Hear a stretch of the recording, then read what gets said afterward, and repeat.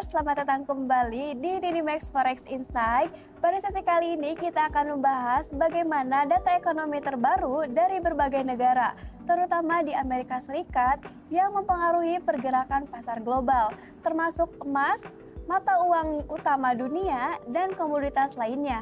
Di minggu ini, pasar dipengaruhi oleh berbagai data ekonomi penting seperti inflasi, penjualan retail, dan kebijakan moneter dari berbagai bank sentral yang akan kita bahas secara mendalam. Masih bersama saya Firda sebagai host dan narasumber kita Miss Dina selaku trading analis dari Dinimax. Oke Miss, mari kita bahas dan membedah bagaimana data-data ini mempengaruhi sentimen pasar dan strategi trading kamu. Oke, sebelumnya gimana Miss Dina, kabarnya sehat? Alhamdulillah, semoga selalu kita dalam keadaan sehat ya. Amin. Iya, Miss, kita langsung ke pertanyaan pertama ya. Oke. Ini terkait emas. Nah, bagaimana pengaruh data inflasi di AS terhadap pergerakan harga emas minggu ini? Nah, data inflasi Amerika Serikat yang dirilis pada minggu ini itu memperlihatkan tekanan yang lebih tinggi ya dari ekspektasi. Nah, ini tuh tentu saja mengirimkan sinyal kuat kepada pasar bahwa Federal Reserve mungkin akan melanjutkan siklus kenaikan suku bunganya. Nah, untuk mengekang inflasinya tersebut. Nah, akibatnya harga emas itu akan mengalami kenaikan yang cukup signifikan sebagai respon terhadap kemungkinan pengetatan moneter yang lebih lanjut. Nah, emas itu kan seringkali dilihat sebagai aset lindung nilai ya. Terhadap inflasi, dan ketidakpastian ini tuh mendorong investor untuk memperkuat posisi mereka di pasar emas. Oke, seperti itu ya traders. Lanjut ini Miss, kedua mengenai mata uang utama. Dolar AS menguat di minggu ini. Apa faktor utama yang bisa mendasari penguatan tersebut? Nah, penguatan dolar Amerika Serikat di minggu ini itu didorong oleh beberapa faktor utama ya. Yang pertama itu data inflasi yang kuat. Nah, mendukung pandangan bahwa Federal Reserve akan tetap berada di jalur kenaikan suku bunganya. Nah, yang kedua, dolar Amerika juga diuntungkan dari dari statusnya sebagai mata uang safe haven di tengah meningkatnya ketidakpastian ekonomi global. Nah, kombinasi dari ekspektasi suku bunga yang lebih tinggi dan juga meningkatnya permintaan untuk aset aman telah memberikan dukungan tambahan juga bagi greenback atau dolar Amerika. Oke, seperti itu ya. Lanjut ini pertanyaan ketiga mengenai kekhawatiran resesi, Miss. Bagaimana kekhawatiran akan resesi di AS mempengaruhi sentimen pasar global? Nah, kekhawatiran resesi Amerika Serikat ini kan semakin terasa di pasar ya, terutama menjelang rilis data pengangguran yang biasanya menjadi indikator dalam menilai kesehatan ekonomi. Nah, jika data pengangguran menunjukkan peningkatan, nah ini tuh bisa menjadi memperkuat sentimen negatif di pasar dan membesarkan ekspektasi juga bahwa Federal Reserve mungkin akan menurunkan suku bunga untuk menghindari resesi. Nah, hal ini pada gilirannya itu dapat menambah tekanan pada dolar Amerika dan meningkatnya volatilitas di pasar global. Oke, next question mengenai pengaruh kebijakan BOJ nih. Yen Jepang mengalami pelemahan setelah Bank of Japan mempertahankan suku bunga rendah. Bagaimana ini mempengaruhi pasar, Miss Dina? Oke, keputusan Bank of Japan untuk mempertahankan suku bunga rendah itu sangat kontras dengan kebijakan moneter yang lebih ketat di negara-negara yang lain ya. Hal ini menyebabkan pelemahan yen yang di satu sisi meningkatkan daya saing ekspor Jepang, tetapi juga meningkatkan juga biaya impor terutama untuk komoditas energi. Nah, ini menciptakan tekanan ganda pada ekonomi Jepang dan membuat yen tuh rentan terhadap spekulasi pasar. Nah, terutama dalam konteks ketidakpastian global yang sedang berlangsung kali ini.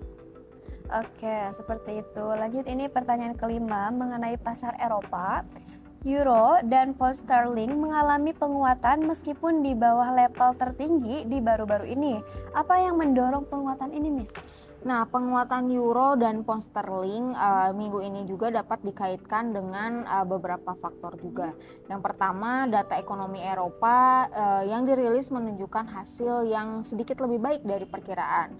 Nah, memberikan sedikit dukungan juga bagi kedua mata uang ini ya. Kedua, koreksi sementara untuk dolar Amerika juga memberikan ruang bagi euro dan juga pound sterling untuk sedikit menguat gitu kan. Namun ya perlu diingat juga bahwa penguatan ini tuh masih masih terbatas gitu kan ya, dan resiko di Eropa juga masih cukup tinggi ya, terutama dengan ketidakpastian Brexit yang terus berlanjut dan tantangan ekonomi lainnya. Oke, Gitu. seperti itu ya. Next question ini Miss mengenai rilis data PPI di AS. Nah, dengan rilis data PPI dari AS minggu ini, bagaimana reaksi pasar dan apa dampaknya terhadap mata uang utama? Nah, data PPI yang dirilis minggu ini tuh menunjukkan kenaikan yang lebih tinggi ya dari ekspektasi. Ini menjadi sinyal bahwa tekanan inflasi pada tingkat produsen itu masih kuat, yang dapat diterjemahkan ke dalam kenaikan harga konsumen di masa depan. Reaksi pasar terhadap data ini adalah penguatan dolar Amerika ya, karena ekspektasi bahwa Federal Reserve akan lebih agresif dalam menaikkan suku bunganya untuk mengendalikan inflasi. Nah, mata uang utama lainnya mungkin akan melemah relatif terhadap dolar sebagai hasil dari ekspektasi kebijakan moneter yang lebih ketat di Amerika Serikat. Oke, next question ini mengenai pasar tenaga kerja Australia, Miss. Bagaimana data employment change dan unemployment rate Australia mempengaruhi AUD di minggu ini? Proyeksi dari tenaga kerja Australia yang dirilis minggu ini tuh cukup solid ya, dengan peningkatan employment change dan juga stabilnya unemployment rate. Nah, ini memberikan dukungan positif bagi Australian dollar gitu kan, karena pasar melihat ini sebagai tanda bahwa ekonomi Australia itu masih kuat dan juga mungkin tidak membutuhkan pelonggaran moneter yang lebih lanjut dari RBA dalam waktu yang dekat. Nah, AUD sendiri itu cenderung menguat sebagai respon terhadap data ini ya. Meskipun volatilitas itu tetap ada dan juga mengingat kondisi eksternal dari global. Oke, seperti itu traders. Lanjut ke pertanyaan selanjutnya. Ini mengenai kebijakan moneter dari RBNZ. Dengan penyataan kebijakan moneter dan rilis suku bunga dari RBNZ, bagaimana dampaknya terhadap New Zealand dollar?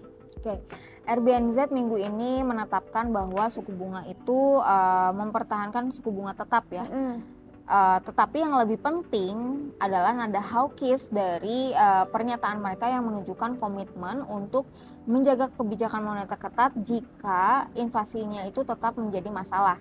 Nah, ini memberikan dukungan bagi New Zealand dollar karena pasar menafsirkan ini sebagai sinyal bahwa RBNZ itu mungkin akan lebih agresif dalam tindakan kebijakan di masa yang mendatang jika diperlukan. Seperti itu. Oke, seperti itu. Lanjut ini mengenai penjualan retail di AS ya, Miss. Bagaimana data penjualan retail AS mempengaruhi dolar AS dan pasar secara keseluruhan?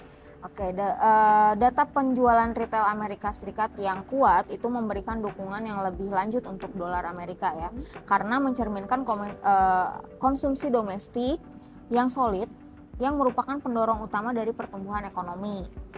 Nah, penguatan ini meningkatkan ekspektasi bahwa The Fed itu akan tetap pada jalur pengetatan ya, yang pada gilirannya itu memperkuat dolar lebih jauh dan mempengaruhi pasar obligasi serta pasar ekuitas. Nah, dengan kemungkinan penurunan di sektor-sektor yang sensitif terhadap suku bunga. Oke, next question, dan mungkin ini jadi pertanyaan terakhir ya, Miss, mengenai peran geopolitik. Apakah ada perkembangan geopolitik terbaru yang berpotensi mempengaruhi pasar minggu ini? Oke, dalam konteks geopolitik, ketegangan antara Amerika Serikat dan juga Tiongkok itu menjadi dan terus ya menjadi faktor yang signifikan, gitu kan, faktor resiko yang signifikan.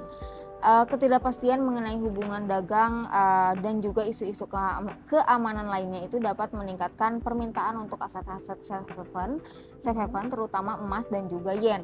kayak gitu, serta menambah volatilitas di pasar ekuitas global gitu. Investor perlu tetap waspada juga ya terhadap perkembangan ini dan selalu update gitu ya, karena dampaknya itu bisa sangat cepat dan juga luas. Iya traders, itu tadi ulasan kita di minggu ini. Seperti yang telah kita bahas, data ekonomi dan kebijakan moneter sangat mempengaruhi peran penting dalam pergerakan pasar keuangan global. Selalu penting untuk tetap waspada dan mengikuti perkembangan terbaru agar bisa mengambil keputusan trading yang lebih bijak. Terima kasih telah bergabung bersama kami di Didimax Forex Insight. Jangan lupa untuk subscribe YouTube channel kita di Didimax Official dan nyalakan notifikasinya biar gak ketinggalan informasi selanjutnya. Saya Firda, Saya Dina. kami pamit undur diri. Salam profit.